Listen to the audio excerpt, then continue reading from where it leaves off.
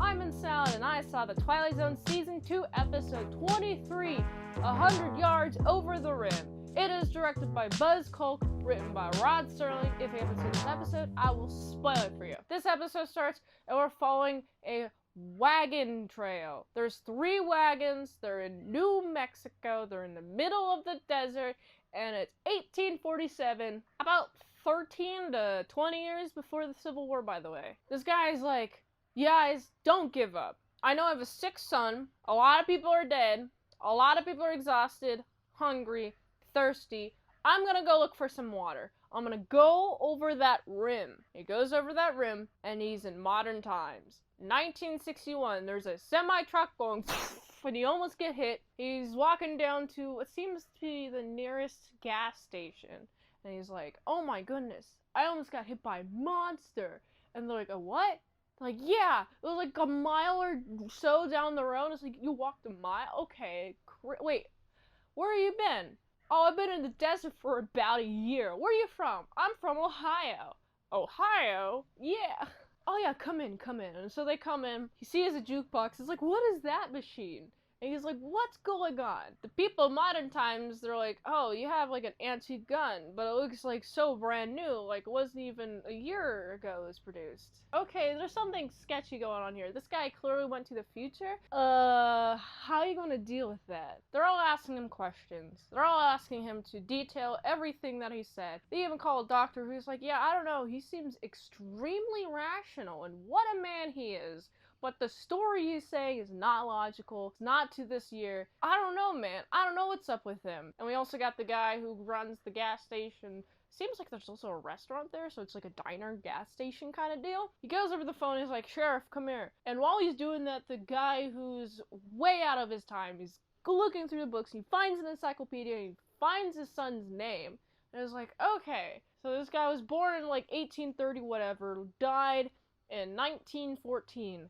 I think I know what my purpose is now. And I think the doctor gives him these medicine that's like antibacterial. The doctor's like, it sounds like his son is sick with pneumonia. This episode's kind of a trip because I feel like it's mostly just this guy who's out of his time, figuring out that he's out of his time. We also got these fellows, they're like, you're not insane, but you are insane. What's up with you? And then they have to eventually believe, oh, he's out of his time. He must have traveled time somehow. These people can't explain what happened to them. They can't explain what conversations they had with this man to anyone else, because if anyone were to listen to them, they would think, oh, you're insane for telling me this story. This is clearly false. Or if they believe that the story that they're saying were true, they'd be like, yeah, this guy was insane. Why do you think he's being rational? And if these people who are telling the story would be like, oh yeah, I think he like would travel in time, then these people would be like, you're insane too. So it's kind of a lose-lose to tell anyone what happened here. It's kind of a shared secret between all these fellows. The doctor's also like, he's malnourished. I'm like, yeah, he is malnourished. Like, he's been walking the freaking Oregon Trail. I guess if it's not going to Oregon, then it's not the Oregon Trail. I know that Oregon used to like also consist of Washington and Idaho, kind of, those territories, but this guy's going to freaking California. Is that the California Trail? He's in New Mexico right now. He's got Arizona to cross, the freaking mountains of all of those places. Is he going like the I-10 route, or is he going the I-40 route? Because that could also determine your terrain. You know, the I-40 route, you got frickin' the Albuquerque mountains you have to deal with, versus the I-10 route, you gotta go through El Paso, whatever. You got the border to deal with, you got a bunch of people who are gonna shoot at you, you know, stuff like that. There's a lot to account for, but this guy's got a rough ride ahead of him. But that's if he can go to his family, go back in time, and he goes over the ridge, right? We got these people chasing him. He drops his gun. And he sees his wagon family. He's like, oh my goodness, son, you're gonna have a lot to accomplish. Here is your medicine. And the son gets better.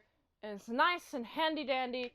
Good ending. And then we got these people, they're like, yeah, I picked up his gun, and it seemed like his gun was lying there for over 100 years. And it's like, yeah, this is so peculiar. Everyone's stuck in the Twilight Zone, or did they exit the Twilight Zone? This is a really fun episode. I like it. It goes in depth on everyone's confusion and to humans' natural thought processes of what happens if someone's telling you that they're from the past. Do you believe them, or do you think that they're crazy? I think that most people would think that the person telling them that they're from the past is crazy. I think that's just natural human nature.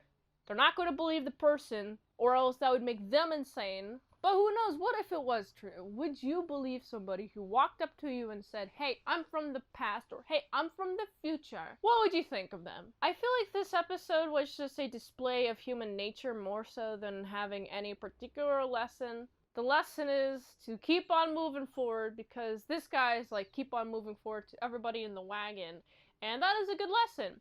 Let me know if you think of this episode. I like how most of this episode takes place in that little cafe area that they have at the gas station and then in the desert.